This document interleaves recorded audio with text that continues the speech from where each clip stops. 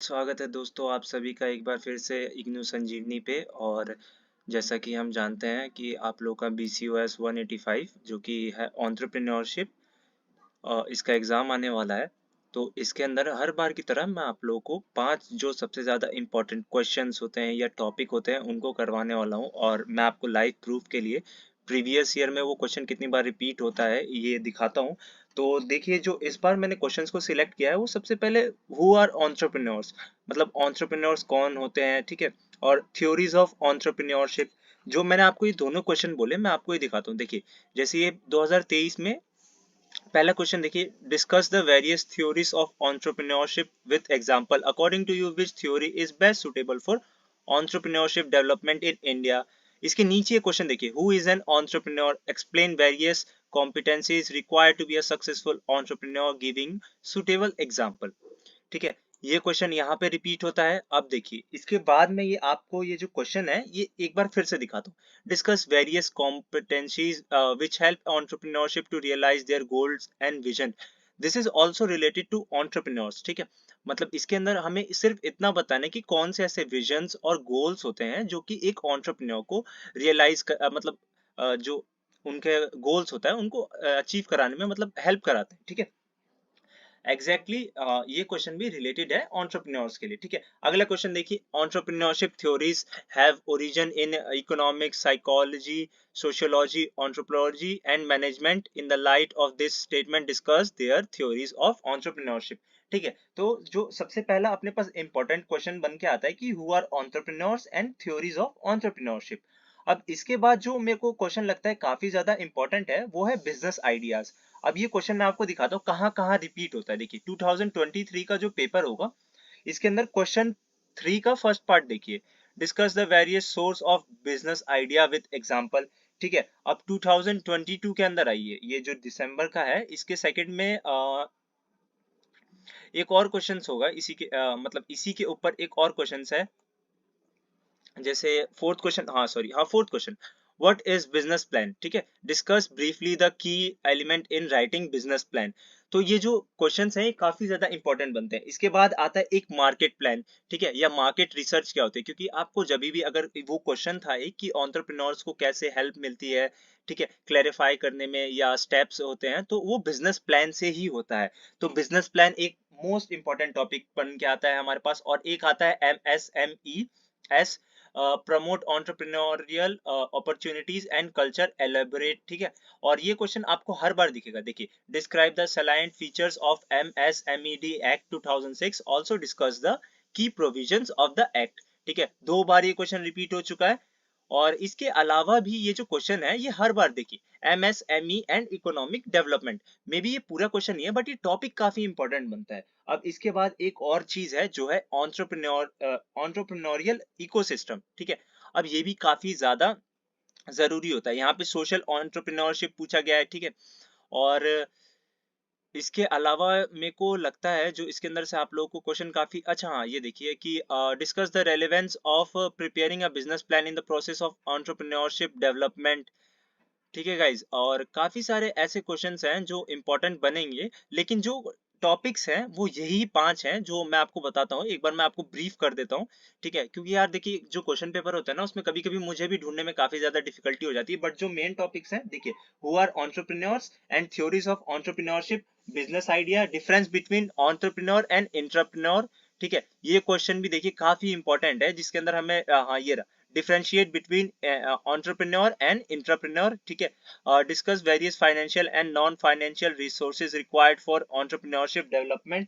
ठीक है, और एक entrepreneurial ecosystem। और ये important क्यों है, ये 5 क्वेश्चन, ये 6 क्वेश्चंस, मतलब जो 6 टॉपिक और क्वेश्चंस ऐसे होंगे जो आपके एग्जाम में डेफिनेट आएंगे। तो मैं चाहूंगा आप वीडियो के आखिरी तक बने रहें और चैनल को सब्सक्राइब करें प्लीज। और अगर आपको इसके नोट चाहिए तो यार मैं देखो अपनी वेबसाइट पे अपलोड कर दूंगा, बस आप लाइक कर देना और कमेंट में PDF लिख देना, उसके बाद मैं आपको ये शेयर कर दूंगा। ठीक है, चलिए अब एक एक करके सारे क्वेश्चंस को डिस्कस करते हैं, और मैं आपको ट्राई करूंगा जितने अच्छे से मुझे आता है मैं आपको भी एक्सप्लेन कर दूं। ठीक है, तो stay tuned with the video. चलिए शुरू करते हैं। एक तो लाइक और शेयर ठोक दीजिए, महाकाल का दबा के लाइक और शेयर ठोक दीजिए। पूरा साल मेहनत करता हूं आपके लिए बेटा, ऐसा नहीं चलेगा, ऐसा नहीं चलेगा। तो जैसा कि मैंने कहा था कि शुरू करते हैं वीडियो को, तो चलिए शुरू करते हैं। तो सबसे पहले अपने पास जो टॉपिक आता है, ठीक है, तो काफी ज्यादा इंपॉर्टेंट क्वेश्चन है कि एंटरप्रेन्योर क्या होता है, ठीक है। तो an entrepreneur is an individual who takes on financial risk to start and operate a new business venture. Entrepreneurs are typically innovative, creative, and willing to change traditional ways of doing. They often identify opportunities in the market and develop a product, service, or solution to meet those needs. Entrepreneurs are an instrumental in driving economic growth and innovation in various industries. अब देखिए जो question कहता है कि entrepreneurs क्या है, ठीक है। तो सबसे पहले entrepreneurship आप पढ़ते हैं तो आपको पता होना चाहिए एक बेसिक सी बात कि who is an entrepreneur. तो entrepreneur एक ऐसा इंडिविजुअल होता है ना जो फाइनेंशियल रिस्क लेता है और एक ऐसा बिजनेस सोचता है ना कि जो एकदम हटके होता है, कोई चांस ही नहीं होता कि वो बिजनेस चलेगा, बट वो बिजनेस सरवाइव करता है, तब आपके पास एक entrepreneur आता है, ठीक है। अब मानिए जो गेमिंग है वो काफी सैचुरेटेड है, मतलब आप जानते हैं कितने सारे गेम्स है, बट स्टिल कुछ ऐसे गेम्स आते हैं जो एकदम ही मतलब बूम कर जाते हैं। जैसे पबजी आया था, ठीक है, शुरुआत में, तो उसका जो फाउंडर होगा वो भी एक एंटरप्रेन्योर ही है, ठीक है। गेमिंग इंडस्ट्री आप भी जानते हैं कितनी वास्ट है, तो वो मार्केट में ना एक लूप होल फाइंड करते हैं कि लोगों की क्या पसंद है, ठीक है। इसका एग्जांपल, सबसे अच्छा एग्जांपल मुझे बोट के फाउंडर लगते हैं अमन गुप्ता। उन्होंने देखो कितने सारे ईयरबड्स थे, ये एज एन एग्जाम्पल के लिए है, क्योंकि जब आप एक 10 मार्क्स का क्वेश्चन लिखते हैं ना तो आपको बहुत नेसेसरी होता है कि आप एक एग्जाम्पल दें। आपके दिमाग में जो एंटरप्रेन्योर आता है आप बोलिए, तो मुझे अमन गुप्ता ऑनेस्टली अच्छे लगते हैं। तो बोट के फाउंडर ने क्या किया ना, देखो कि मार्केट में काफी ज्यादा मतलब इंडियंस को म्यूजिक का शौक है, ठीक है, और काफी सारे ईयरबड्स ईयरपॉड्स थे, बट जो एक मेन चीज थी इंडिया के लोगों के लिए वो बेस थी। अब गाना कैसा भी हो, अगर बेस है ना तो इंडिया के लोग नाचेंगे। तो उनके जो बोट के जो भी है प्रोडक्ट्स हैं उनके अंदर बेस काफी अच्छी होती है, ठीक है। तो इसका उन्होंने मार्केट के अंदर लूप होल निकाला और अपना प्रोडक्ट लॉन्च किया बोट, और आज आप सभी जानते हैं बोट कितनी बड़ी कंपनी है, सभी बोट यूज करते होंगे, ठीक है। चलिए, अब इसके बाद जो एक काफी इंपॉर्टेंट क्वेश्चन था, what are the several theories of entrepreneurship. तो एंटरप्रेन्योरशिप की सबसे जो इंपॉर्टेंट थ्योरीज हैं वो क्या है। तो सबसे पहले देखिए इकोनॉमिक थ्योरी है, profit motive and risk bearing, night. इसे नाइट नाम के किसी वो जो फिलोसोफर होते हैं उन्होंने दिया था, ठीक है। Entrepreneurs are driven by the potential for their profit and have a high tolerance of risk, venturing into uncharted territories where success is uncertain. मतलब देखिए, entrepreneurs जो प्रॉफिट एंड इकोनॉमिक थ्योरी थी, ठीक है, profit motive and risk bearing, मतलब जिसके अंदर एक बंदे का दिमाग होता है प्रॉफिट के ऊपर और रिस्क लेता है, वो काफी जो रिस्क होता है काफी हाई होता है, ठीक है। अब देखिए जैसे इसके अंदर एक एग्जांपल है, a startup develops a new app in crowded market despite the high chances of failure, ठीक है। अब ऐसे काफी सारे गेम थे जो फेलियर के बावजूद भी काफी ऊपर आए, तो यही है इकोनॉमिक थ्योरी में, ठीक है। अब बंदों का दिमाग क्या होता है, मतलब सॉरी, जो भी एंटरप्रेन्योर होता है उसका दिमाग होता है कि हमें स्टार्टअप करना है, ठीक है। मार्केट क्राउडेड है पर उसका जो मेन मोटिव होता है प्रॉफिट, और वो रिस्क को लेता है, ठीक है। तो एंटरप्रेन्योर्स देखिए हमेशा वही होते हैं जो रिस्क लें और मतलब सक्सेसफुली डेवलप कर जाएं। अगर नहीं करते तो यार उन्हें कोई एंटरप्रेन्योर्स ही नहीं मानता, फेलियर मानता है, ठीक है। अब दूसरा क्या है, इनोवेशन एंड क्रिएशन डिस्ट्रक्शन, ठीक है। ये इस कंप्यूटर ने दिया था, ठीक है। तो entrepreneurs drive economic growth by introducing new ideas, product and process that disrupt existing business. अब देखिए पहले में क्या होता था कि जो डीजल और पेट्रोल व्हीकल्स थे काफी ज्यादा थे, तो इनसे देखो पॉल्यूशन होता था, ठीक है। तो जैसे जैसे आगे बढ़ता गया अपना क्या कहते हैं डेवलपमेंट हुई, तो वैसे लोग ज्यादा उसके एनवायरनमेंट के तरफ अट्रैक्ट होने लगे कि मतलब एनवायरनमेंट को खतरा है। तो एलॉन मस्क ने क्या करा यार, उन्होंने लूप होल निकाला इसके अंदर से कि हम ईवी का यूज कर सकते हैं, इलेक्ट्रिकल व्हीकल्स, क्योंकि उन्हें चार्ज करने के लिए सोलर एनर्जी का भी यूज कर सकते हैं। तो कितना अच्छा निकाला, और टेस्ला ने देखो रेवोल्यूशनाइजेशन किया, ठीक है, रेवोल्यूशनाइज किया, मतलब पूरी मार्केट के अंदर ईवी आना शुरू हो चुकी है, काफी सारी जो कंपनीज हैं जिन्होंने ईवी को इंट्रोड्यूस किया, ठीक है। अब देखिए दूसरा है साइकोलॉजिकल थ्योरीज। देखिए थ्योरीज तो काफी सारी हैं जो एंटरप्रेन्योर्स की है, इकोनॉमिक थ्योरी है, साइकोलॉजिकल है, सोशियोलॉजी एंड एंथ्रोपोलॉजिकल थ्योरीज है, बट जो मेन है ना आपके एग्जाम में बार बार रिपीटेडली पूछी गई है वो ये तीन थ्योरीज है, और डोंट वरी, मैं आपको इसके नोट प्रोवाइड कर दूंगा, बस आप चैनल को सब्सक्राइब करें और कमेंट कर दीजिएगा पीडीएफ। मैं अपनी वेबसाइट पे इसका लिंक अपलोड कर दूंगा ताकि आप एग्जाम में जाने से पहले या अपने साथ इसकी एक हार्ड कॉपी निकलवा के पढ़ सकें। ठीक है, आपको बिल्कुल दिक्कत नहीं होगी, बस आप एंड तक वीडियो देखिए, मैं काफी अच्छे से एक्सप्लेन करूंगा कि आपको दोबारा मतलब वीडियो देखने की भी जरूरत ना पड़े, और अपने दोस्तों को भी शेयर करें। ठीक है, तो साइकोलॉजिकल थ्योरी क्या कहती है? नीड फॉर अचीवमेंट, ये मैकलैंड ने दिया था। ठीक है, entrepreneurs have a strong desire for accomplishment and excel in competitive situation. Example, a young entrepreneur built a highly successful online clothing store fueled by a drive to be the best in the e-commerce space. अब देखो, need for achievement, जब तक आपके अंदर एक बात नहीं होगी ना कि आपको एक्सीलेंस चाहिए, मतलब आप जिस भी फील्ड में जाओ ना उसमें आपको सबसे ऊपर रहना, तब तक आप एक एंटरप्रेन्योर नहीं बन सकते। क्योंकि देखिए, जब भी आप कोई काम स्टार्ट करते हैं आपको पता है कि वो काम पहले भी कर चुके हैं, लेकिन अगर आप उस काम के अंदर सबसे अच्छे हैं ना, तो आपसे आगे कोई नहीं हो सकता। तो ये इसकी साइकोलॉजिकल थ्योरी है, नीड फॉर अचीवमेंट, जो मैकलैंड ने दी थी। ठीक है, लोकस ऑफ कंट्रोल अगली थ्योरी है, जो है entrepreneurs believe they have control over their outcomes and are drive to take are not driven to take initiative. Example, an entrepreneur launches a social media marketing agency confident in the ability to build a successful business. अब देखो, ये सोचते हैं ना जो entrepreneurs होते हैं, इनकी थिंकिंग क्या होती है? ये सोचते हैं ना कि इनके आउटकम्स जो है ना, जो भी आगे होगा इनके हाथों में है। मतलब अगर कोई बंदा है, वो शुरू करता है एक सोशल मीडिया मार्केटिंग एजेंसी। ठीक है, सोशल मीडिया मार्केटिंग एजेंसी आपको पता होगा आजकल बहुत बूम करती है, क्योंकि जो पूरा वर्ल्ड है वो डिजिटली कनेक्ट हो चुका है, सोशल मीडिया पे इन्फ्लुएंसर्स हैं, कितने सारे लोग हैं, तो वो हमेशा हायर करते हैं। तो वो बंदा सोचता है ना कि मैं जिसको भी अपने बिजनेस के साथ जोड़ूंगा ना, मैं उसको काफी ज्यादा ग्रो करवाऊंगा। तो ये सोचते हैं ना कि जो भी आउटकम होगा वो हमारे हाथ में है। तो इनकी साइकोलॉजिकल थ्योरी है। अब मैं आपको बार बार ये इसलिए बोल रहा हूँ क्योंकि जब भी आप साइकोलॉजिकल थ्योरी को रिलेट करो ना, तो आपको एकदम स्ट्राइक करे कि भाई उसके कंट्रोल में है सब कुछ। ठीक है, और अचीवमेंट और कंट्रोल, ये दो चीजें ऐसी हैं जो साइकोलॉजी में आती हैं। ठीक है, मतलब आपके दिमाग से है ये सब। ठीक है, अब देखिए, sociological and entrepreneurical theories, social and cultural influence. Culture and social network play a significant role in shaping entrepreneurial mindset and opportunities. Example, a community with a history of small business fosters a culture of entrepreneurship, encouraging residents to strike out on their own. ठीक है, अब मान लीजिए कोई एक जैसे अपने आसपास का मतलब जो एनवायरनमेंट होता है ना, उसका काफी इन्फ्लुएंस पड़ता है आप पे कि आप क्या करेंगे। ठीक है, तो उसी तरीके से ना अपॉर्चुनिटीज भी डेवलप होती है। मान लीजिए अगर मेरा ही घर है या आपका घर है, उसके अंदर सभी कोई बिजनेस करते हैं, तो आप जो भी होंगे ना, आपको उससे ऊपर ही जाएंगे, आप उससे नीचे नहीं जाएंगे। मैंने कभी ऐसा नहीं देखा कि आप काफी बड़े घर से हो, बिलोंग करते हो और काफी नीचे चले जाए। यार, आप कुछ भी करोगे ना अच्छा करोगे, क्योंकि जो कल्चर का एनवायरनमेंट आता है ना, वो किसी का नहीं आता, आप दूसरों को देख के ही सीखते हो। आपकी इवन जो पसंद होती है ना, वो भी दूसरों से ही मिलती है। आप कभी इस बात को नोटिस कीजिएगा। तो ये 3 थ्योरीज थी जो बहुत इंपॉर्टेंट है, और ये आपके क्वेश्चंस पे काफी बार रिपीट की जाती है। आप इन्हें एक बार अच्छे से पढ़िएगा। ठीक है, what is required to become a successful entrepreneur. ठीक है, अब क्या क्या ऐसी चीजें होती हैं जो आप लोगों को बहुत ज्यादा जरूरी है एक सक्सेसफुल एंटरप्रेन्योर बनने के लिए। तो सबसे पहले आपके पास विजन एंड इनोवेशन होना चाहिए। अब विजन क्या, आपने कोई ड्रीम देखा, ठीक है, कोई गोल सोचा, मतलब होता है ना। ठीक है, और उसको इनोवेट किया। अब इनोवेशन क्यों जरूरी है यार? देखो, अगर मान लो कोई ब्रांड है कपड़े की, तो कपड़े तो यार हम लोग बहुत सालों से पहनते आते हैं। अब उसके अंदर कुछ इनोवेटिव नहीं होगा, कुछ हटके नहीं होगा।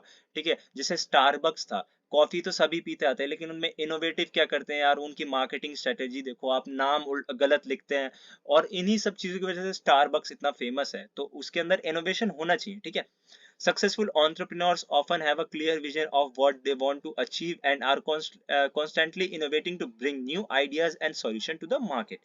ठीक है, तो विजन होना चाहिए कि आपको अचीव क्या करना है, आपको क्या करना है। ठीक है, और आप उसके अंदर कॉन्स्टेंटली इनोवेट करते हैं, मतलब नई नई चीजें लाते रहते हैं। ठीक है, पैशन एंड परसिस्टेंस। ठीक है, अब पैशन क्या होता है यार? किसी भी काम को लेके ना आप काफी ज्यादा मोटिवेटेड रहते हो, no matter how are you feeling, but आपको पता है कि हाँ वो करना है, वो एक जुनून होता है पैशन। ठीक है, passion drives entrepreneurs to pursue their goals despite challenges and setbacks. Persistence is crucial in overcoming obstacles and staying committed to their vision.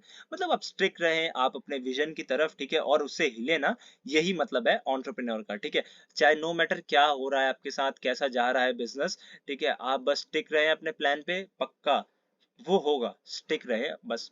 ठीक है, adaptability and flexibility, entrepreneurs need to be adaptive and flexible in response to changing market dynamic, customer needs and unforeseen circumstances. अब मान लीजिए कि market के अंदर कुछ ऐसा है जो नहीं चल रहा, ठीक है, और आप सोचे कि नहीं मैं इसी से काफी आगे बढ़ जाऊं, लेकिन आपके विजन के अंदर ना अडेप्टेबिलिटी एंड फ्लेक्सिबिलिटी भी होनी चाहिए। आपको पता है मार्केट नीड नहीं है, इंडिया के मार्केट में अगर आप सोचे कि खाली वेस्टर्न ड्रेसेस को चला देंगे तो वो बिल्कुल नहीं होने वाला, कितना भी आप कर लीजिए उसे इनोवेट कीजिए, बट आपको सारीज को इंक्लूड करना पड़ेगा क्योंकि मार्केट की रिक्वायरमेंट ही है। ठीक है, तो आपको इसके ऊपर भी काफी अच्छे से ध्यान देना चाहिए। अब देखिए, risk taking and resilience, entrepreneurship inherently involve risk taking. Successful entrepreneurs are willing to take the calculated risk and learn from both success and failure. They are demonstrate resilience in bouncing from setbacks. ठीक है, अब resilience क्या होता है यार? Surviving, आप risk लें, ठीक है, और सर्वाइव करें। उसके अंदर जो entrepreneurs होते हैं वो हमेशा रिस्क लेते ही हैं, ये तो आपको पता ही है। और सक्सेसफुल जो entrepreneurs होते हैं ना, पहले से कैलकुलेट कर लेते हैं कि भाई रिस्क कितना होने वाला है हमें, और हम क्या सीखेंगे, मतलब जो अगर सक्सेस भी हुए फेलियर भी हुए तो हम उनसे क्या सीखेंगे। अब एलॉन मस्क है, वो कितने सारे, मतलब जो उनके स्पेस एक्स का था ना, मेरे ख्याल से वो 3 बार फेल हुए थे जो उनके रॉकेट लॉन्चेस होते थे। ठीक है, तो वो उसके अंदर भी वो इंसान रिस्क लेने से, मतलब सब कुछ उसने अपना उसके अंदर इन्वेस्ट किया था, और उसके बाद आखिरी में वो फोर्थ अटेम्प्ट में मेरे ख्याल से सक्सेसफुल हुए थे। नॉट श्योर कि फोर्थ अटेम्प्ट था, बट मेरे को इतना पता है कि 3 फेलियर उनके रो में हुए हैं। ठीक है, उसके बावजूद देखो उन्होंने उन सब चीजों से सीखा और आखिरी में वो सक्सेसफुल हो गए। आज सभी जानते हो वो कितने ज्यादा अमीर आदमी है, एलॉन मस्क। ठीक है, स्ट्रॉन्ग वर्क एथिक, अब देखो आपका ना वर्क एथिक काफी ज्यादा स्ट्रॉन्ग होना चाहिए, क्योंकि आपके वर्क के बीच में ना कुछ नहीं आना चाहिए। Entrepreneurs often require long hours, hard work and dedication. Successful entrepreneurs are willing to put in the effort required to achieve their goals. अब मोस्ट ऑफ द एंटरप्रेन्योर्स क्या होते हैं यार, कि अपनी सोशल लाइफ को ना मतलब भूल जाते हैं, क्योंकि जब आप वर्क के प्रति डेडिकेटेड होते हो ना, तो आपको कुछ चीजें सेक्रीफाइस करनी होती हैं, तो ये भी काफी इंपॉर्टेंट बनता है। ठीक है, effective communication and leadership skills, अब आपकी कम्युनिकेशन जब अच्छी नहीं है और लीडरशिप नहीं है ना आपके अंदर, तो आप एक एंटरप्रेन्योर बनने के लायक ही नहीं है। मतलब जब तक आप लोगों को अपने आइडियाज को कन्वे नहीं कर पाएंगे, अपने साथ एक टीम को नहीं ले जा पाएंगे, तो वो कैसे होगा। ठीक है, मैंने काफी सारे पॉइंट लिखे हैं इसके अंदर कि क्या क्या जरूरी होता है एक सक्सेसफुल एंटरप्रेन्योर बनने के लिए। आप इन सभी में से जो भी आपके दिमाग में रह जाए ना आखिरी तक, बस उसके ऊपर स्टिक रहें। ठीक है, और उसको ही एग्जाम में लिखें अच्छे से। ठीक है, नेटवर्किंग एंड रिलेशनशिप बिल्डिंग, अब देखो नेटवर्किंग ना सबसे इंपॉर्टेंट चीज है आपकी लाइफ में भी ना, ये होना चाहिए कि आप नेटवर्किंग करते रहें, लोगों से कनेक्ट करते रहें। और नेटवर्किंग का मतलब ये नहीं कि मतलब हाय हेलो, आप ना उस बंदे के अंदर ना इंटरेस्ट दिखाइए। कभी भी आप इंटरेस्ट दिखाओगे ना, जैसे मान लो कि आप भी एक बिजनेस ओनर हो, सामने वाला भी एक बिजनेस ओनर है, तो उससे कंपटीशन मत करने लगो यार, आप उससे नेटवर्किंग करो। अगर वो आपका कॉम्पिटिटर नहीं है, आपको पता है उससे लॉन्ग टर्म में प्रॉफिट होगा, तो आप उसकी ही बातें करो और उससे एक अच्छा कनेक्शन स्टेबल करो। मान लो कि जैसे आप एक मार्केटिंग एजेंसी हो, ठीक है, और उसे एडवर्टाइजिंग करानी है, अगर आपके अच्छे कनेक्शन है ना, तो वो आपको ही सबसे पहले प्रेफर करेगा। वो समझेगा आपकी बातों से कि ये बंदा मेरा बहुत अच्छा सोचता है, तो मेरा अच्छा ही करेगा। ठीक है, कंटिन्यूअस लर्निंग एंड अडेप्टेशन, अब आप एक एंटरप्रेन्योर है ना, तो आपको कंटिन्यूअस लर्न करना पड़ेगा। ठीक है, अडेप्ट कीजिए एनवायरनमेंट के अंदर कि क्या चल रहा है क्या नहीं। ठीक है, ethical and social responsibility, operating with integrity, ethical standard, and sense of social responsibility can enhance the reputation and sustainability of an entrepreneur business। अब आप जो भी काम करते हैं ना, उसको ईमानदारी से कीजिए। ठीक है, और एक एथिक पे कीजिए, मतलब कुछ ऐसा हो ना कि आप नीचे ना जाए, उस जो एक स्टैंडर्ड रेस कर देना। इसका एक बेस्ट एग्जांपल दूं तो जैसे अक्षय सर थे, उन्होंने कहा था कि मैं पान मसाला का ऐड नहीं करता, और कुछ दिन बाद उन्होंने किया था कि बोलो जुबा केसरी, तो आपने देखा था कितना बुरा किया उनके साथ ऑडियंस ने, मतलब काफी ज्यादा क्रिटिसाइज किया। तो आपके ना एथिक्स हमेशा स्ट्रांग होने चाहिए, स्टैंडर्ड्स को मेंटेन कीजिए आप जो भी कमिट करते हैं। ठीक है, while possessing these qualities can increase the likelihood of success, और अगर आप इन सभी क्वालिटीज का ध्यान रखें तो आपके सक्सेस के चांसेस बढ़ते हैं। ठीक है, it's important to note that entrepreneurship is a journey filled with challenges, uncertainties and learning experiences. Continuous self reflection, self improvement and a willingness to evolve are crucial for sustained success as an entrepreneur। अब आप समझिए कि अगर आप कभी भी entrepreneurship करना चाहते हैं ना, कितने लोगों का दिमाग होगा, अभी हम आप लोग कॉलेज टाइम में है, तो आप में से मोस्ट ऑफ द लोग सोचेंगे कि हाँ मुझे बनना है एंटरप्रेन्योर, कुछ हट के करना है। तो यार देखो डरने की बात नहीं है, मतलब देखो चैलेंजेस तो होंगे लाइफ में, काफी सारे चैलेंजेस आएंगे, पर यार वो बंदा ही क्या जो चैलेंजेस से ऊपर ना जाए। तो आप हमेशा ध्यान रखिए, कुछ भी हो जाए, no matter what, you are going to survive, और आप ऊपर आएंगे, ठीक है। अब देखिए इंडिया के लिए कौन सी बेस्ट थ्योरी है, एज इन इंडिया, मतलब ये सब्जेक्ट इंडिया में है अपने एंटरप्रेन्योरशिप का, तो आप लोग को ध्यान देना चाहिए कि इंडिया में क्या है। For Indian entrepreneurial landscape a blend of these theories might be suitable, here's why. अब देखिए क्यों ये जो मैंने थ्योरीज लिखी हैं।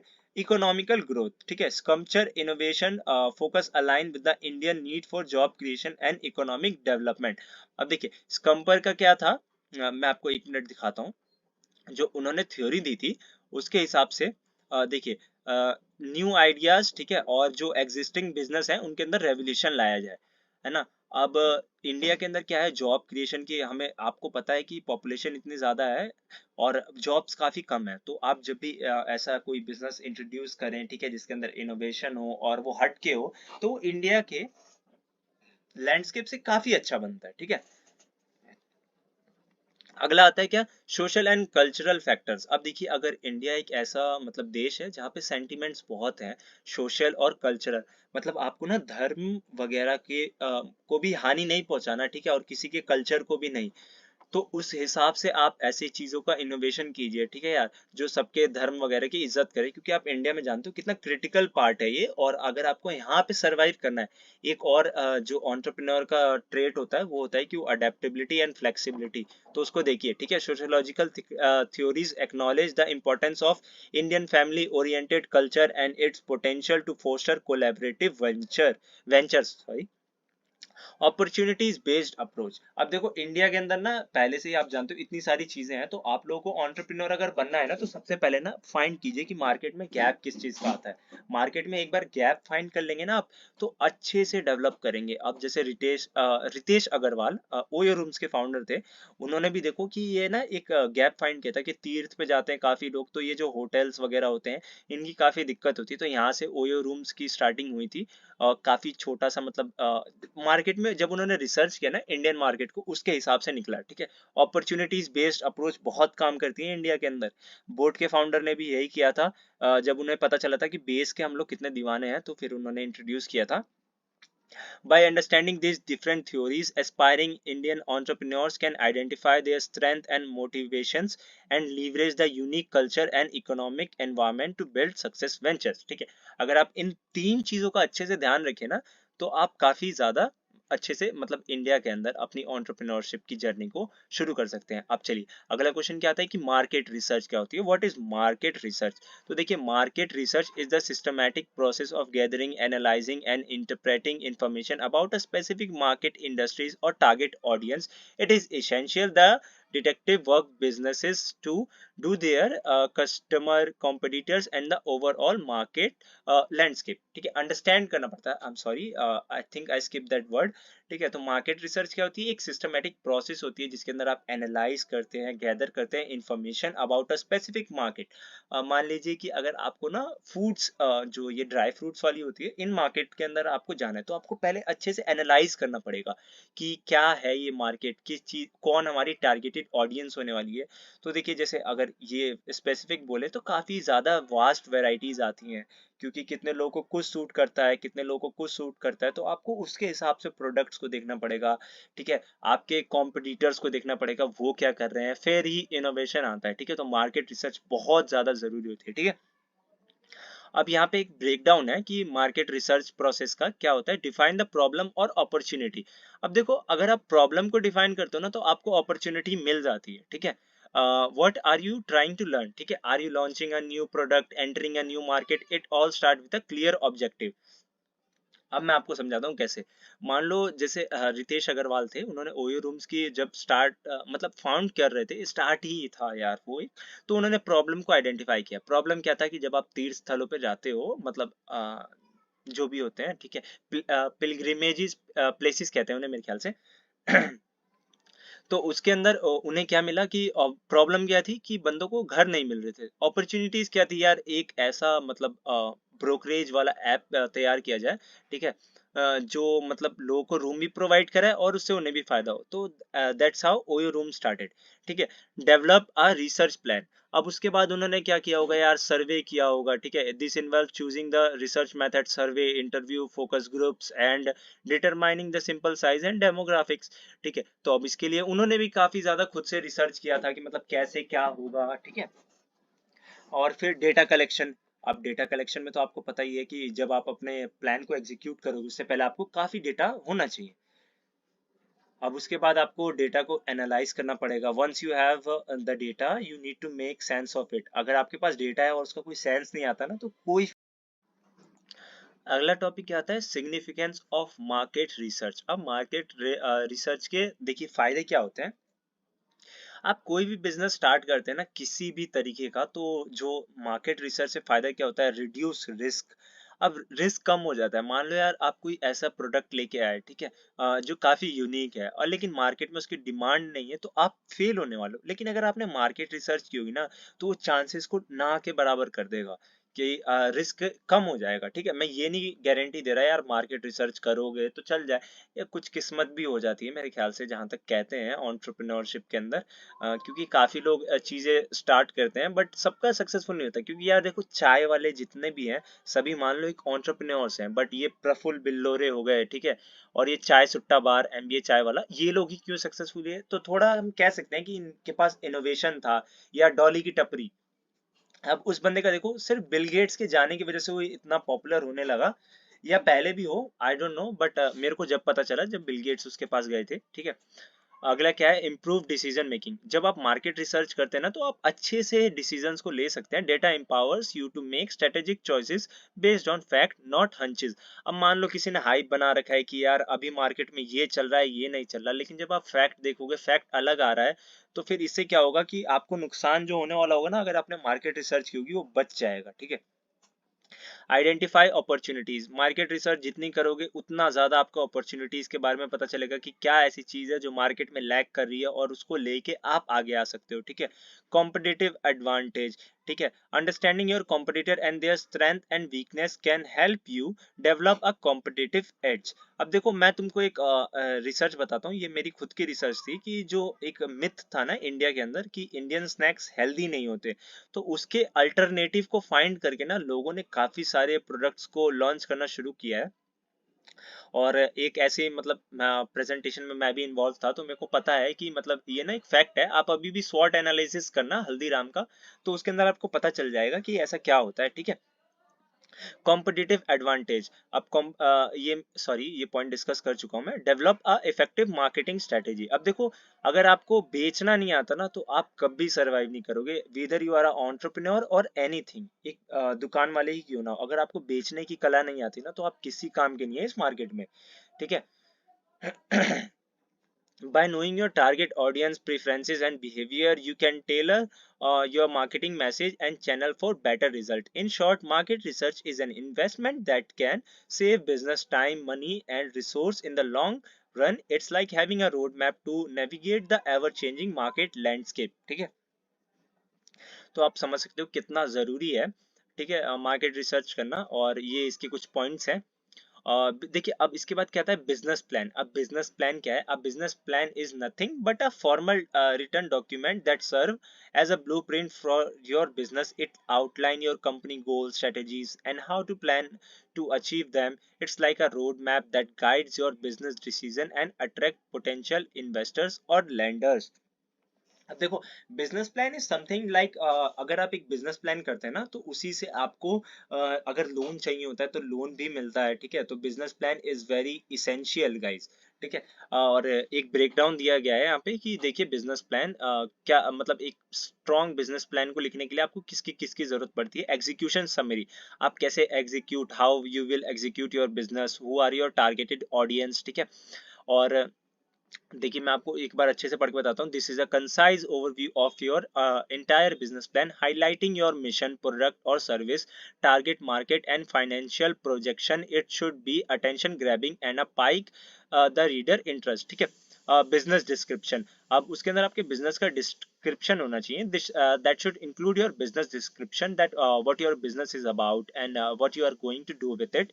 ठीक है, this section dives deeper into your business concept, explain what you do, the problem you solve, the value proposition you offer to customer। ठीक है, इसके बाद क्या है, market analysis, demonstrate your understanding to the market landscape, who are your target customer, what are their needs and habit buyings, who are your competitors, what are their strength and weaknesses. कभी भी स्वॉट analysis is very important. And स्वॉट का मतलब क्या होता है, strength, weakness, opportunities and threat.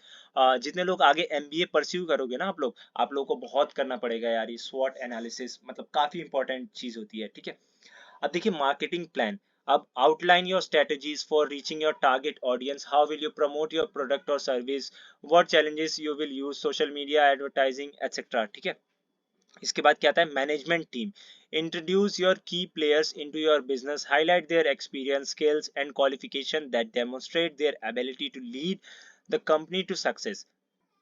अब देखना आप लोग भी ना, अगर किसी कंपनी को ज्वाइन करना चाहोगे ना, तो पहले आप देखते हो कि यार वो क्या हमें प्रोवाइड कराने वाली है वैल्यू। ठीक है, तो अगर आप उसके अंदर एक्सपीरियंस लोगों को रखते हो, तो उससे ना आपको एक ट्रस्ट फैक्टर बिल्ड होता है, क्योंकि इंसान के ऊपर ही ज्यादा ट्रस्ट आ रहा होता है इंसानों को। ठीक है, अब देखिए operation plan, explain how will you deliver your product और service, this might involve outlining your production process, supply chain management and logistic expect. अब देखिए जो भी आप मतलब परफॉर्म करोगे बिजनेस, उसकी प्रोडक्ट कैसे डिलीवर करोगे, सर्विसेज कैसे दोगे। ठीक है, और क्योंकि देखिए जब भी आप कोई स्टार्टअप लेते हो ना, तो उसके अंदर दो ही चीजें होती हैं, एक होता है प्रोडक्ट और एक होता है सर्विस। प्रोडक्ट जो आप सेल करते हो, सर्विसेज जो आप प्रोवाइड करते हो। ठीक है, financial projection, the section showcase your financial health and future prospect, include forecast for revenue, expenses, profit and cash flow, demonstrate how your business will be profitable। ठीक है, अब फाइनेंशियल प्रोजेक्शन ना आपको दिखाना पड़ता है कि हाँ हमारा बिजनेस इतना सक्सेसफुल होगा। ये बस एक तुक्का होता है, मैं सच बता रहा हूँ आपको, अंदर की बात है। हम ना तुक्के में बोलते हैं कि 6 महीने में हम यहाँ होंगे, अब हमें नहीं पता हम कैसे होंगे, but sometimes we will achieve it and sometimes we won't. ठीक है, तो बस ये एक प्रोजेक्शन होता है। अब इसके बाद जो आपके लिए काफी इंपॉर्टेंट मैं बोल रहा था, एमएसएमईडी एक्ट। ठीक है, तो इसके फीचर्स क्या हैं, सैलाइंट फीचर्स ऑफ एमएसएमईडी एक्ट। ये क्वेश्चन मैंने आपको रिपीट होते हुए दिखाया था। ठीक है, the micro small and medium enterprises development, MSMED की फुल फॉर्म होती है ये। Act 2006 is a significant piece of legislation in the Indian aimed for promoting and fostering the growth of micro, small and medium enterprises, MSMEs। ठीक है, here's its key feature। अब देखो MSME क्या था, ये एक ना legislation piece था इंडिया में, संविधानिक मतलब जिसे कुछ ऐसा कहते हैं। तो ये इसका जो मेन मोटिव था ना, वो था प्रमोट करना जो माइक्रो, स्मॉल और मीडियम एंटरप्राइजेस होते हैं, नॉट वो सारे एंटरप्राइजेस जो पहले से स्टेबल है, but one who are struggling to make their presence. ठीक है, तो ये उनके लिए था जो मतलब स्ट्रगल कर रहे हैं। अब लीगल फ्रेमवर्क, इसके जो फीचर्स होते हैं उसमें क्या आता है, legal framework. The act establish a legal framework for the development and regulation of एमएसएमईएस in India. This provide much need clarity and stability for this brand businesses. ठीक है, अब देखिए लीगल फ्रेमवर्क होता है ना, तो जो भी फॉर्मेलिटीज होती हैं वो एमएसएमई के एक्ट के थ्रू मतलब हो जाती है ना। और इससे क्या होता है, क्लैरिटी एंड स्टेबिलिटी मिलती है उन बिजनेसेस को, क्योंकि जब भी आप कोई बिजनेस स्टार्ट करते हैं ना, तो काफी ज्यादा इंपॉर्टेंट होता है कि आप उसकी रजिस्ट्रेशन वगैरह जो भी होता है वो प्रोसेस से आप उसको लेके जाएं। ठीक है, institutional mechanism, the act create a dedicated institution mechanism for एमएसएमईएस, this include the national board of MSME which oversees policy and formulation and program implementation। अब जैसे आप गवर्नमेंट से लोन लेके कोई नया बिजनेस शुरू करते हो ना, मेरे को शायद किसी ने बताया था कि जैसे पशुपालन वगैरह या जो भी डेयरी वगैरह आप स्टार्ट करते हो ना, तो उसके लिए आपकी ट्रेनिंग वगैरह होती है, अगर आप लोन पे करते हो। ठीक है, तो मुझे भी इसके बारे में कुछ खास नहीं पता, बट जितना एक्सपीरियंस मिला है अभी तक, तो उसके हिसाब से मैं आपको एक ओवरव्यू दे रहा हूँ। तो मतलब इंस्टीट्यूशंस हैं जो आपको बताएंगे कि आप कैसे इस बिजनेस को ले जा सकते हो, कैसे प्रमोट करते हो, क्योंकि गवर्नमेंट भी ना आजकल काफी ज्यादा चाहती है कि इंडिया में एंटरप्रेन्योरशिप आए। ठीक है। अब definition of MSME, for the first time the act provides clear definition for micro small and medium enterprises based on their investment in plant and machinery और इक्विपमेंट। ठीक है। तो मतलब जो ये एक्ट है ना, इससे क्या होता है कि एक क्लियर डेफिनेशन मिलती है माइक्रो स्मॉल और मीडियम एंटरप्राइजेस को, कि उनके जो इन्वेस्टमेंट, जो मतलब उनके इन्वेस्टमेंट होंगे, मशीनरी होंगे। तो इससे क्या मतलब, देखिए जैसे मान लीजिए कोई एक इंडस्ट्री है, वो काफी लाइट मशीनरीज का यूज कर रही है, ठीक है, काफी कम लोग होंगे, तो उसे माइक्रो में रखना है, स्मॉल में रखना है, मीडियम में रखना है, ठीक है। इजियर रजिस्ट्रेशन, अब इससे क्या होता है कि रजिस्ट्रेशन जो होती है ना, वो भी काफी इजी हो जाती है। The act simplify the registration process of एमएसएमईएस through the उद्योग आधार ऑनलाइन पोर्टल। इसको एक बार ना देख लीजिएगा कि उद्योग आधार ऑनलाइन पोर्टल क्या है। कि जो एमएसएमई है ना, माइक्रो स्मॉल मीडियम एंटरप्राइजेस, उनके जो रजिस्ट्रेशन होते हैं ना, वो इस पोर्टल के थ्रू होते हैं। ये इंडियन गवर्नमेंट का पोर्टल है, और ये एमएसएमईएस एक्ट 2006 के थ्रू स्टैब्लिश हुआ है। क्योंकि ये क्वेश्चन ना पूछा गया था आपके उसमें कमेंट वाले में, जिसके अंदर हमें थोड़ा बहुत लिखना पड़ता है टॉपिक्स के ऊपर। ठीक है। Credit availability, the act aims to provide credit availability for MSMEs by mandating banks to allocate a specific portion of their lending portfolio to this sector। मतलब जो बैंक के पास जितना भी आता है ना, पैसा डिपॉजिट होता है, तो ना आरबीआई के एक्ट के थ्रू ना उन्हें ना उसको मतलब डेवलपमेंट में देना पड़ता है। जैसे एंटरप्रेन्योर्स होते हैं, लोन के थ्रू में प्रोवाइड करना पड़ता है। ठीक है। तो ये वही है credit availability. Marketing and procurement, the act includes provisions to promote marketing and procurement opportunities for MSMEs. This includes reservation policies for government purchase and facilitating participation in trade fairs. ठीक है। अब मार्केटिंग एंड प्रोक्योरमेंट में क्या होता है कि इससे ना प्रमोट किया जाता है मार्केटिंग और अपॉर्चुनिटीज को एमएसएमईएस के। मतलब जैसे मानिए ट्रेड फेयर्स वगैरह लगते हैं ना, तो यार वहाँ पे कार्ड एक्सचेंज होते हैं, फिर उसके बारे में आप एक दूसरे की इंडस्ट्री के बारे में जानते हैं। अगर आप वर्क कर सकते हैं तो कोलैबोरेट कर सकते हैं। तो इससे क्या होता है ना कि वो प्रोवाइड होता है, प्लेटफॉर्म प्रोवाइड होता है। मान लीजिए कोई फेयर, ट्रेड फेयर ऑर्गेनाइज होता है, तो वहाँ पे ना देखिए स्टॉल्स लगाने के लिए कहा जाता है जितने एंटरप्राइजेस बिजनेसेस होते हैं। ठीक है। डिस्प्यूट सेटलमेंट, अब इससे क्या होता है, डिस्प्यूट भी होता है। तो जैसे मान लीजिए the act establishes a mechanism for faster and cheaper dispute resolution for MSEMs through designated MSME tribunals. ठीक है। मान लीजिए यार कि कोई बिजनेस है, सक्सेसफुल नहीं हुआ, तो बैंक से जो लोन लिया है, अब उसका जो डिस्प्यूट होगा उसका सेटलमेंट भी तो करना है। तो वो कौन करवाएगा, तो अगर मान लीजिए एमएसएमई है ना, तो वो इसके अंदर इसका भी प्रोविजन है। ठीक है। एक्ट पॉलिसी भी है। The act aims to introduce a simplified act policy for MSME, make it easier for them to wind down operation if in needed. ठीक है, इफ नीडेड। मतलब मान लीजिए यार, मैं ऐसा कहना तो नहीं चाहूंगा, बट कितने लोग होते हैं जिनका अच्छे से मोटिव नहीं होता, जोश जोश में ले लेते हैं मतलब बिजनेस को। तो यार अब जब फंस जाते हैं, तो बीच में यार कोई बंदा अपनी जान के साथ कुछ ना करे, तो इसलिए एक्स पॉलिसीज को भी इंट्रोड्यूस किया गया। ठीक है। या I hope you are understanding, काफी क्रूशियल पॉइंट हो जाएगा, तो मैं इसके बारे में ज्यादा नहीं बोलूंगा, आप इतना समझिए एक्स पॉलिसी क्या है। ठीक है। की provisions of the MSMED act. ठीक है। तो अब ये देखिए, ये कुछ जो पॉइंट्स हैं, काफी स्मॉल स्मॉल हैं। देखिए अब क्या है, जो मैंने कहा था ना आपको, माइक्रो स्मॉल मीडियम किस में रखना है, तो वो किस तरीके से मतलब तय किया जाता है। क्लासिफिकेशन ऑफ एंटरप्राइजेस, देखिए the act defines MSME as based on their investment in plant and machinery equipment revised in 2020। अगर माइक्रो है तो 1 करोड़ की इन्वेस्टमेंट अप टू, मतलब 1 करोड़ से नीचे भी हो सकती है, ज्यादा भी हो सकती है। स्मॉल है तो 1 करोड़ से 10 करोड़ के बीच की इन्वेस्टमेंट। मीडियम है तो 10 से 20 करोड़ के बीच की इन्वेस्टमेंट। ठीक है। तो इसको ध्यान में रखिएगा। Establishment of National Board for MSMEs, the Act set up a board formulating policies and program for MSME development। अब जो इनका माइक्रो स्मॉल मीडियम एंटरप्राइजेस है, इनके डेवलपमेंट के लिए एक बोर्ड को रखा गया। ठीक है। जिसे बोलते हैं नेशनल बोर्ड फॉर एमएसएमई। ठीक है। सिंगल पॉइंट रजिस्ट्रेशन, अभी आपको पता है कि उद्योग आधार, ठीक है, जो मैंने आपको बोला था, इसके थ्रू होता है इनका online registration. Reservation in public procurement, the act mandate serving in portion government purchase for MSMEs, faster dispute resolution, time bound clearance, ठीक है, promotion, innovation and technology adaption, ठीक है, ये कुछ की फीचर्स है। इसका नोट मैं आपको प्रोवाइड कर दूंगा। आई होप आपको इससे समझ आएगा, वीडियो ज्यादा लंबा ना हो जाए इसलिए मैं इसको नहीं बोलना चाहता, बट फिर भी मैं आपको एक थोड़ा बहुत एक्सप्लेन कर देता हूँ, ठीक है। देखिए, फास्ट डिस्प्यूट रेजोल्यूशन क्या है कि जो ये एक्ट है एमएसएमई टर्मिनल, अब ये स्पीडी सेटलमेंट भी तो होना चाहिए, मतलब अगर कुछ ऐसी चीज होती है जो विवाद आता है तो उसका डिस्प्यूट जल्दी से सेटल होना चाहिए। टाइम बाउंड क्लियरेंस, एक टाइम के अंदर यार आप अपनी चीजों को क्लियर करें, ठीक है, या अप्रूवल जो भी हो वो टाइम लिमिट के अंदर हो। मान लीजिए अगर आपको बैंक से होता है कि इतने में आपको इतना प्रोवाइड होने वाला है, या किसी भी चीज से, मान लीजिए इनकी तरफ से ही है, एमएसएमई की तरफ से, तो उसको एक टाइम में रखना चाहिए, ठीक है, और टेक्नोलॉजी एडेप्टेशन के लिए उनको एनकरेज करना, एटसेट्रा, ठीक है। एंटरप्रेन्योरियल इकोसिस्टम, अब देखिए, N entrepreneurial ecosystem refers to the network of interconnected elements that support the creation and growth for new business.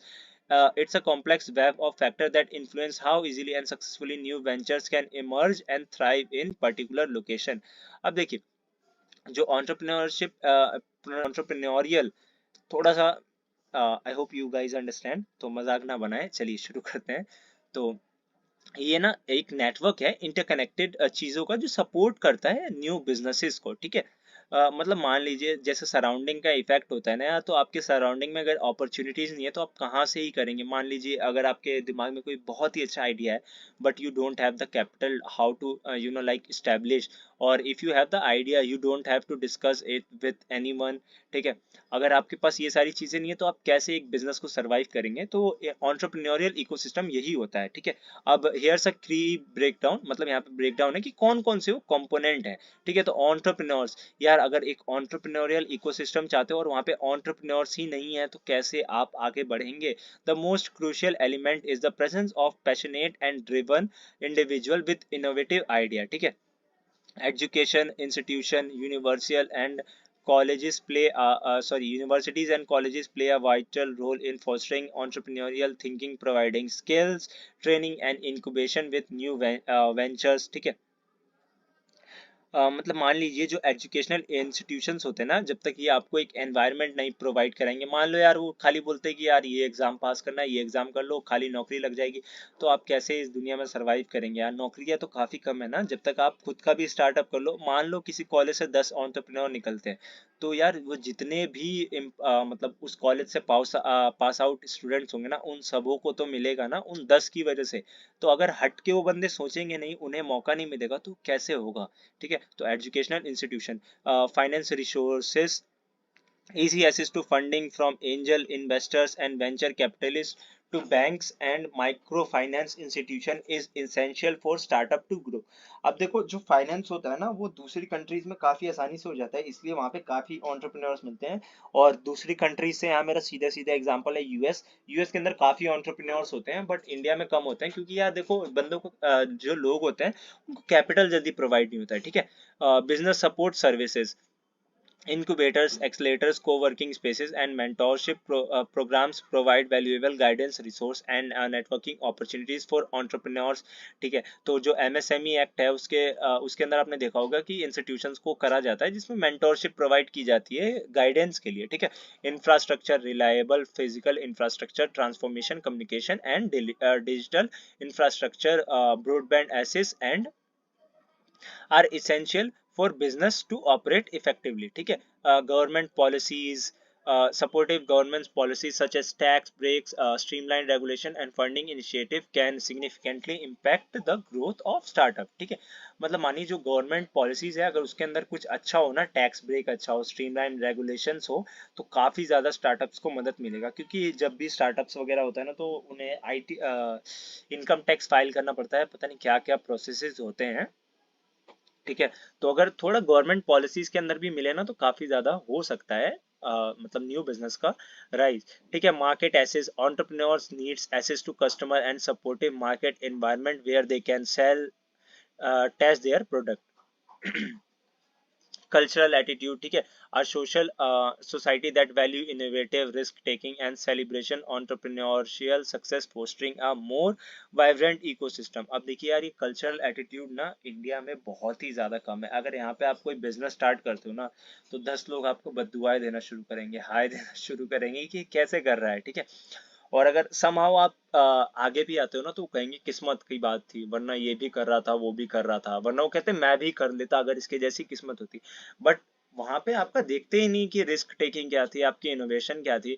अगर ऐसा देखने लगे ना तो यार ये लाइफ काफी ज्यादा चेंज होगी, ठीक है। Why are entrepreneurial ecosystem important? अब देखो ये important क्यों है। तो strong entrepreneurial ecosystem benefits everyone, इससे सबको पड़ेगा, इकोनॉमिक ग्रोथ होगी, सोशल डेवलपमेंट होगी, डाइवर्सिटी एंड इनोवेशन आएगी, ठीक है। अब देखो इकोनॉमिक ग्रोथ कैसे, entrepreneurs create job, drive innovation and contribute to economic prosperity. अब जैसा मैंने कहा था, अगर एक कॉलेज से मानो 10 entrepreneurs भी निकलते तो यार वहाँ के जितने स्टूडेंट्स होंगे उनको तो कुछ मिलेगा, रोजगार तो आएगा, ठीक है। जॉब क्रिएशन, अगेन वही पॉइंट है, ठीक है। न्यू जॉब्स अपॉर्चुनिटीज तो आएंगी। अगर मार्केट में मान लो कि 1 लाख कंपनियां हैं पूरे इंडिया के अंदर, एज एन एस्टीम काफी सारी कंपनियां हैं, I am sorry for this fact, ये जैसे एक हाइपोथेटिकल एग्जांपल है, ठीक है। अब उसके अंदर आप चाहो कि पूरी जो दुनिया है काम करने, मतलब इंडिया के लोग हैं वो काम करने लग जाए, तो ये इम्पॉसिबल साउंड करता है, ठीक है, जब तक उसमें नए एड ऑन्स ना आए, ठीक है। Social development, entrepreneurship can address social challenges by developing innovation solution and promoting inclusive growth, ठीक है। डाइवर्सिटी एंड इनोवेशन, अब इससे क्या होता है कि डाइवर्सिटी आती है, मतलब नई नई चीजों का तो चलिए अब एक लास्ट क्वेश्चन रहता है जो मेरे ख्याल से काफी ज्यादा इंपॉर्टेंट था, है ना। और इसके बाद इस वीडियो को एंड करते हैं। और गाइज अगर आपको इसका पीडीएफ चाहिए तो आप प्लीज चैनल को सब्सक्राइब करें और कमेंट करें पीडीएफ, मैं आपको अपनी वेबसाइट के ऊपर इसका पीडीएफ प्रोवाइड कराऊंगा और लिंक कमेंट में दे दूंगा, बट ऑन एन कंडीशन अगर आप लोग चैनल को सब्सक्राइब करते हैं और कमेंट करते हैं, ठीक है। अब चलिए जो लास्ट था, both entrepreneurs and entrepreneurs are innovative and driven individual who play a role in bringing new ideas to life, however there are some key distinct between the two। देखिए entrepreneurs and entrepreneurs क्या होते हैं, entrepreneur क्या होता है, start and operate their own business, और एक entrepreneur क्या होता है, work within an established company।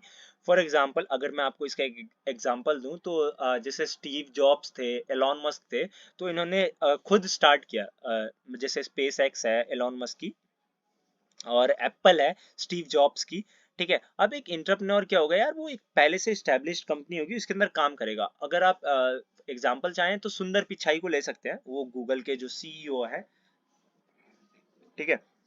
Idea and resources, develop original ideas और आइडेंटिफाइज मार्केट गैप, ये एंटरप्रेन्योर्स करते हैं।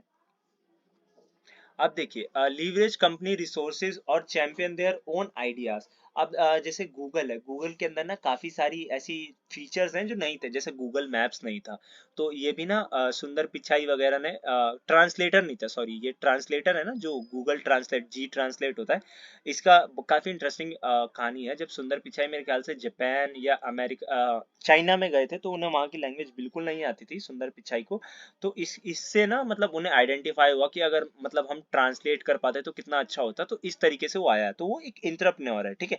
Risk and reward, rewards entrepreneurs के लिए देखिए, bear full risk and reaps full rewards, company take the risk, entrepreneurs may receive bonus और recognition, ठीक है। अब entrepreneur है तो अगर रिस्क और रिवॉर्ड लेगा ना तो उसका पूरा क्रेडिट उसे जाएगा, फेल भी होगा तो उसी को जाएगा, लेकिन जो अगर इंटरप्रेन्योर है तो कंपनी रिस्क लेगी, ठीक है। अगर फेल हुआ तो रिस्क भी कंपनी का जाएगा, ठीक है। और अगर ये इंटरप्रेन्योर के साथ बस इतना होगा कि मतलब वो इन्वॉल्व रहेगा कि हाँ वो उस प्रोजेक्ट में था, इतना सा रहेगा, और अगर वो मतलब सक्सेस होता है तो उसको रिवॉर्ड वगैरह मिल जाएंगे, ठीक है। रिसोर्सेज क्या होते हैं एंटरप्रेन्योर्स के पास, need to secure their own funding and resources, ठीक है। Has access to company resource funding man power technology, entrepreneurs के पास मतलब सब कुछ बना बनाया होता है एंटरप्रेन्योर्स के पास, और एंटरप्रेन्योर्स के पास उन्हें खुद बनाना पड़ता है, ठीक है। मान लो यार इसके पास एंटरप्रेन्योर्स होते हैं, इनके पास घर वाले नहीं है, और एंटरप्रेन्योर्स होते हैं इनके पास घर वाले हैं। Work environment, operate independently with more autonomy, operates within company structure, need approvals। अब इंटरप्रेन्योर्स को क्या है यार, अपने से सीनियर की मतलब वो चाहिए होगी परमिशन, बट एंटरप्रेन्योर के साथ ऐसा नहीं है, ठीक है। Example Elon Musk Tesla, Steve Jobs Apple, ठीक है। और marketing manager leading a new social media campaign intrapreneurs. So that's all guys. और अगर आपको वीडियो पसंद आया हो तो प्लीज़ लाइक करें और चैनल को सब्सक्राइब करें, कमेंट करें और कमेंट में पीडीएफ करें यार, तभी मैं आपको प्रोवाइड करूंगा पीडीएफ।